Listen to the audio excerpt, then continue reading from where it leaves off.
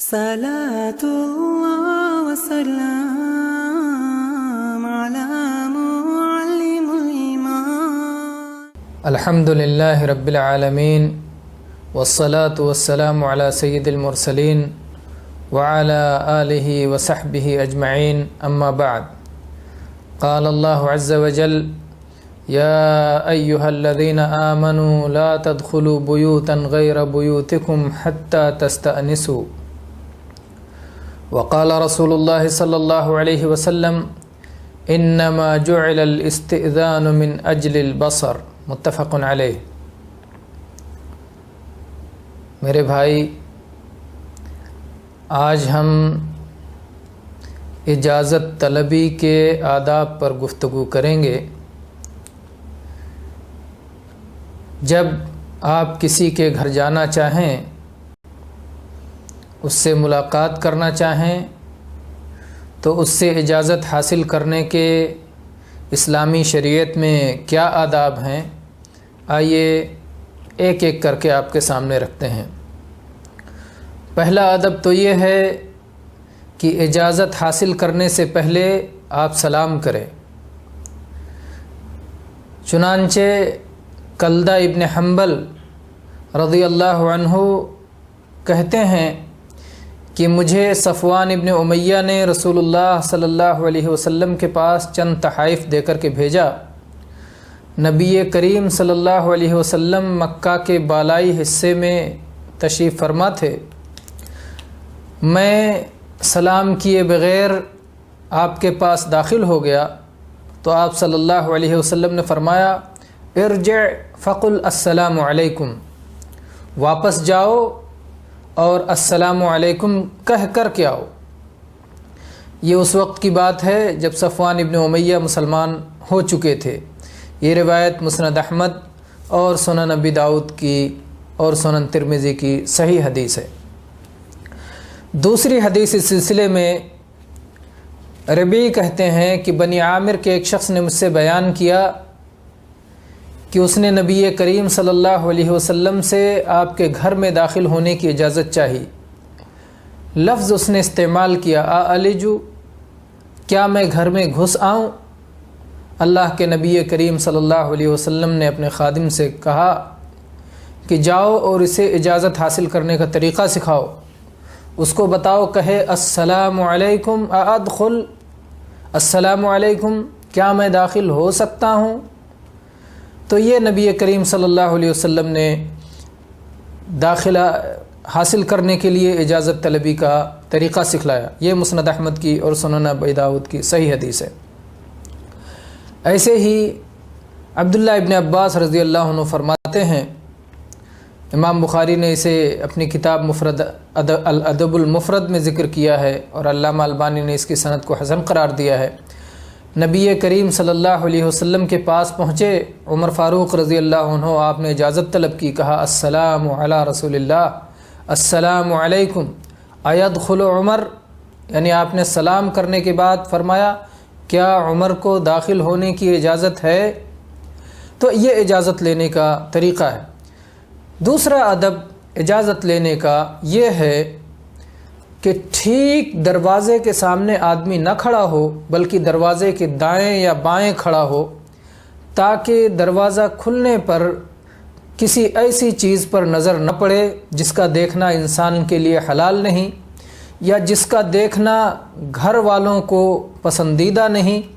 اور آپ وہ حدیث جانتے ہیں کہ اللہ کے نبی کریم صلی اللہ علیہ وسلم نے فرمایا ہے کہ اجازت طلبی کا مقصد ہی نگاہ سے ان چیزوں کی حفاظت کے لیے ہے.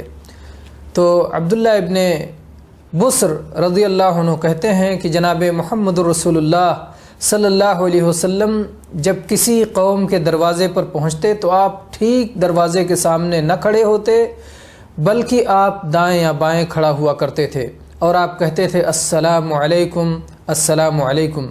اور اس وجہ سے بھی کہ ان دنوں دروازوں پر پردہ نہیں ہوا کرتا تھا، گھروں پر پردہ نہیں ہوا کرتا تھا، دروازے کھلے ہوتے تھے، تو آپ دائیں یا بائیں کھڑے ہو کر کے ان سے سلام کہہ کر کے ان کی اجازت حاصل کر لیا کرتے تھے۔ یہ روایت مسند احمد سنن نبی داؤد کی صحیح حدیث ہے۔ ایسے ہی حذیل رحمہ اللہ کی روایت ہے کہ ایک شخص نبی کریم صلی اللہ علیہ وسلم کے دروازے پر کھڑا ہوا اور ٹھیک دروازے کے سامنے کھڑا ہو گیا۔ اس نے اجازت طلب کی تو اللہ کے نبی صلی اللہ علیہ وسلم نے اسے اشارہ کیا، ہاکذا عنک او ہاکذا، یعنی ادھر اور یا ادھر کھڑے ہو۔ فإنما الاستئذان من النظر، جو اجازت طلبی رکھی گئی ہے وہ نظر کے لیے ہی رکھی گئی ہے، اور جب آپ کی نظر سیدھے پہلے ہی دروازے پر کھڑے ہو کر ٹھیک سامنے ہوگی تو ظاہر ہے کہ وہ مقصد حاصل نہیں ہوا۔ میرے بھائیوں، ایسے ہی اجازت طلبی کے آداب میں سے یہ بھی ہے کہ آدمی اجازت کے بغیر دوسرے کے گھر میں تانک جھانک نہ کرے، نظر نہ ڈالے، نگاہ نہ ڈالے۔ اور جو شخص اس طرح کی حرکت کا ارتکاب کرتا ہے، تجاوز کرتا ہے اور دوسرے کے گھر میں اجازت کے بغیر نظر ڈالتا ہے، اگر گھر والا اس کی آنکھ پھوڑ دے تو نہ کوئی قصاص ہے نہ دیت ہے، اس کا بدلہ نہیں لیا جا سکتا ہے۔ ابو ہریرہ رضی اللہ عنہ بیان کرتے ہیں کہ نبی کریم صلی اللہ علیہ وسلم نے ارشاد فرمایا، من اطلع فی بیت قوم بغیر اذنہم فقد حل لهم ان يفقعوا عینہ۔ یہ صحیح مسلم کی حدیث ہے کہ جو شخص کسی قوم کے گھر میں ان کی اجازت کے بغیر نگاہ ڈالے، ان کی اجازت کے بغیر جھانکے، تو ان لوگوں کے لیے اس کی آنکھ پھوڑ دینا حلال ہے۔ ابو ہریرہ رضی اللہ عنہ کی حدیث ہے جو صحیح بخاری اور صحیح مسلم میں یعنی متفق علیہ حدیث ہے کہ اگر کسی شخص نے کسی کی اجازت کے بغیر کسی گھر میں نظر ڈالی اور ان گھر والوں نے کنکری پھینک کر اس کی آنکھ پھوڑ دی تو ان لوگوں پر کوئی حرج نہیں ہے۔ اور ایسے ہی انس بن مالک رضی اللہ عنہ کی حدیث جو متفق علیہ ہے صحیح بخاری اور صحیح مسلم میں کہ ایک شخص نے نبی کریم صلی اللہ علیہ وسلم کے کسی حجرے مبارک میں جھانکنے کی کوشش کی تو اللہ کے نبی صلی اللہ علیہ وسلم نے تیر لے کر کے اس کے پھل سے اس قریب اس کے چپکے اس کے قریب آئے کہ اسے زخمی کر دیں، کہ اس شخص نے غلط حرکت کی ہے اور اس شخص نے حد سے تجاوز کیا ہے۔